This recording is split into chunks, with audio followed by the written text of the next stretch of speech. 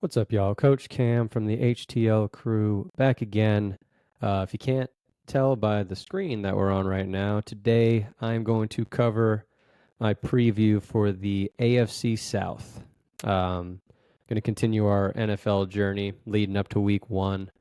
We're going to do the AFC South today. Will, sometime this week, is going to knock out the NFC South. We'll have those handled, which will leave us next week. We're going to cover the Wests.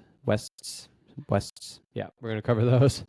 And then that'll lead us right. I think that'll probably come out like right after Thursday Night Football, but that's all good because the Thursday night game is a couple of NFC East teams, I believe, which we've already covered. So that'll keep us on schedule, which I'm very excited about. I was concerned we wouldn't be able to get this done and our college football previews in time for the seasons to start, but looks like we did it and should have some pretty good content for you. Bear in mind, I am in Las Vegas, Nevada. If you call it Nevada, it's like you get made fun of, so I'm learning to say it correctly. If you happen to be in the area and you know of like a good salon or barber, someone to do my hair, I haven't found someone yet. So let me know in the comments if you guys are local, or if you got a plug, hit me up. And because I'm in the market right now, I got to get my hair cut soon. It's getting out of hand. All right, let's go ahead and get started on this. I'm going to do this the same as the other two. I'm going to go from fourth place to first place.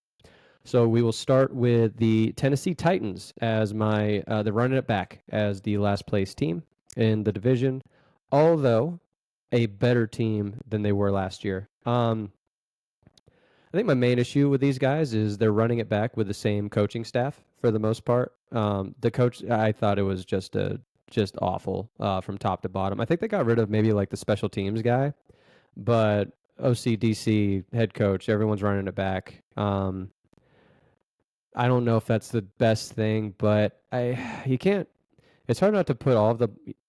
It's hard to put all the blame on him because the personnel was also not good. Starting at quarterback, Will Levis was one of the worst quarterbacks that I have watched in recent memory. They've got an upgrade there. Even if he doesn't pan out how people think he is, Cam Ward is going to be an upgrade over Will Levis. I am very confident in that assessment. So they've got an upgrade from that standpoint. Even if he is a rookie, I see him. I think they'll play for him, and I think there will be some magic there. A couple things to be like maybe somewhat positive about going into the year. That's one of them. Last year, they were 2-6 in close games and -16 in turnover differential. Both of those things generally are indicators that the next year is going to be better than the previous. So there's signs of progression there. They also have one of the easiest schedules of offenses that any team is going to face this year. I think because of that, the defense is going to keep them in games.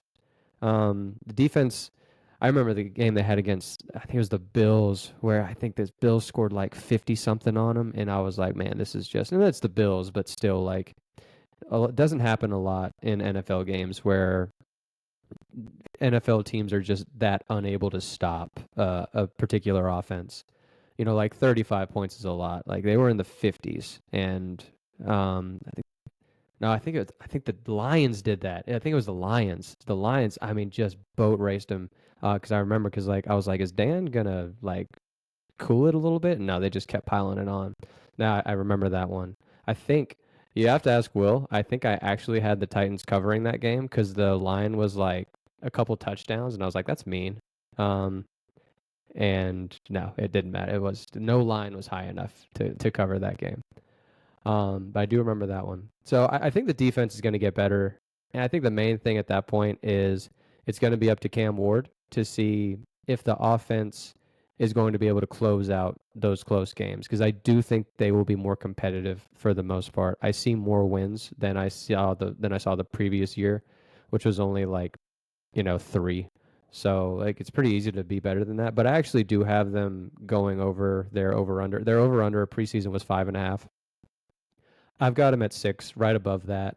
It's still going to be last place, but I think there's some growth there, and I think you'll see a team that they're going to put a better product on the field. It won't be such a tough watch. It won't be like the Browns. So we'll move on to the next team. This is my third place team. I actually have, like the AFC North, I have the third place and second place team, both of the same amount of wins. The Colts, I'm just going to put them. I am higher on the Jaguars this year. I don't, if the Jaguars get 9 wins, then it's second place. But I think like 8 wins is kind of like fair for both of them. I think they're around 500 teams. Both of them are both like average, mediocre teams. But I'm going to put the Colts at third because I don't like their quarterback situation. I'm a little obviously higher on Trevor Lawrence, and we'll get to more on him later. But I think for the Colts, the one thing that I am excited, there's a lot of things that I'm not. The one thing I'm excited about for these guys is the new DC, Lou Anarumo. Some people may not like him. Probably the Bengals don't like him. He came from the Bengals last year, and the Bengals, like no joke, had the worst passing defense in all of football last year, and he was the DC for that. So you'd be like, well, why in the world are you looking forward to it?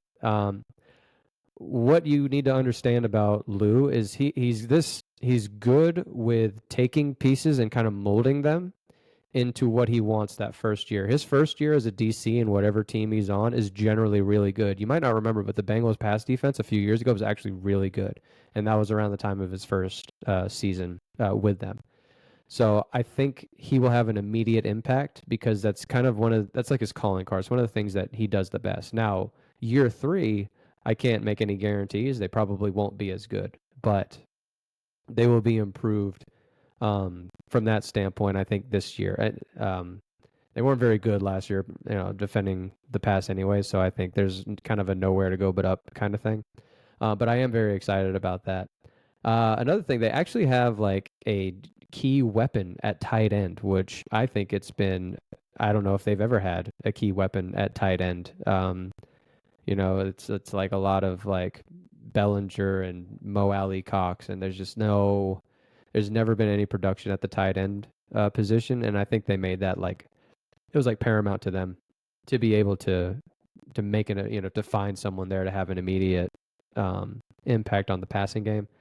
Tyler Warren, going to be the tight end, first rounder. I think he's a stud. I think he's unguardable in certain situations. He loves that seam route. He's very good at it, and he can go up and get it. A lot of hang time. Good 50-50 guy, which you don't get out of a tight end a lot. And he can move in the open field as well.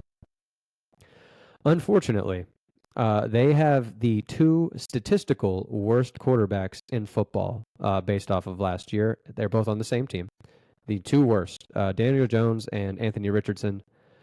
Daniel Jones won the job as the starting quarterback. I don't feel good about it. I think the defense should keep them in games, mostly because of the DC. A lot of their personnel is kind of like unchanged.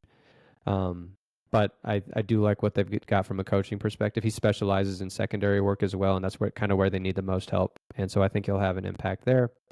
But again, it's another kind of like the Titans. It's the defense is going to keep games relatively close. They've got a somewhat favorable schedule for the defenses, so they have the ability to kind of keep a game close, just like the Titans.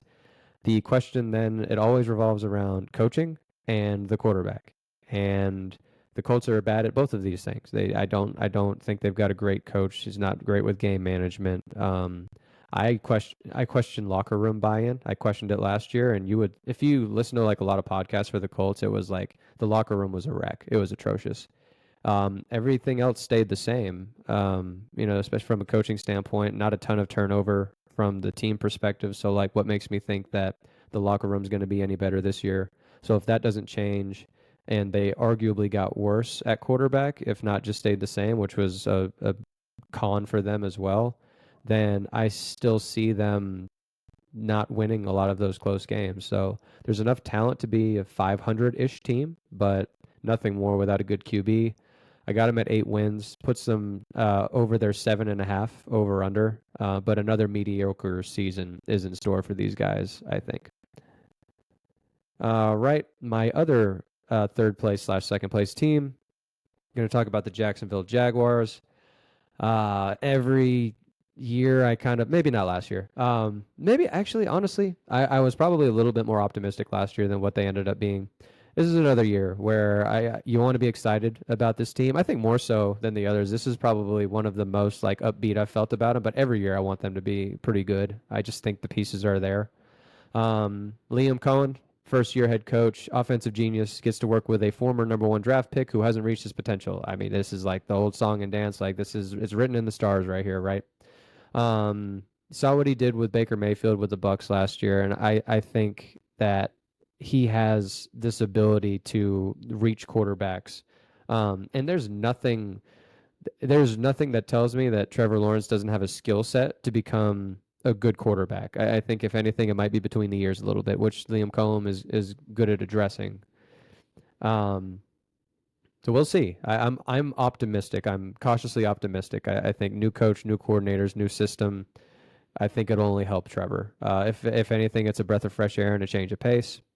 You also got Travis Hunter coming in. He gets to enter the pro stage. I think that's going to help with fans. I think that's going to, so you're going to get a little bit better of an atmosphere. Their home games might actually turn into home games. I don't know if they start winning a few games, and I think you might start talking about that. But that's one of the main things about Jacksonville is like their home games aren't really home games. You don't fear going into that place. If you can kind of get some juice going with some of these things, maybe it becomes a little bit more of a home field advantage when Jacksonville plays at home. So something to be cautiously optimistic of. Again, another thing, they were 3-10 in one-score games last year. That's abysmal. Again, though, it's generally something that signals progression for the next year. If they're 3-10 in close games, a lot of times those are like signs pointing up type of things. Especially if you got a solid quarterback and you have a coaching staff change with a new mindset, you start to see those losses turn into wins. So you turn 3-10 into a 6-7. Well, all of a sudden that's like a 7-win team, and they're not looking so poor now. They don't get as good of a draft pick, but I think they were closer to being mediocre than they were to being abysmal. Um, Injuries didn't help, obviously, like Lawrence being hurt for a lot of that. You got Mac Jones at quarterback, like you're behind the eight ball. So some of this is also them being healthy, which I think they will be better suited to do. They've got a good schedule this year in terms of rest and strength of schedule, strength of opponent. So I also think that benefits them. Some of the potential negatives, like for Trevor Lawrence, this is a prove it year, so it's a little bit of a wait and see. I am personally a believer, but this is probably the last year that I believe. They are going to face a stronger group of pass defenses. But if they handle their business on offense and they make strides in that area, then you can kind of counteract that a little bit. The main thing that they did not address that I don't like, and I think they will struggle with again next year or this year, is a poor run defense. They were awful at stopping the run. There is little to no turnover. They didn't address it in free agency. They will continue to do so, so they're going to have to rely on the offense to score enough points to keep them into games. I think they do that at a reasonable basis, a better basis than last year. I also have these guys going over 7.5 wins, reaching 8 wins, just like the Colts. So a couple 8 and 9 teams to round out the middle of what should be still a below average AFC South, but better than last year. Last one, we're going to go Houston Texans. This is the one that I have winning the division. A few reasons for this. I also have them at 10 wins.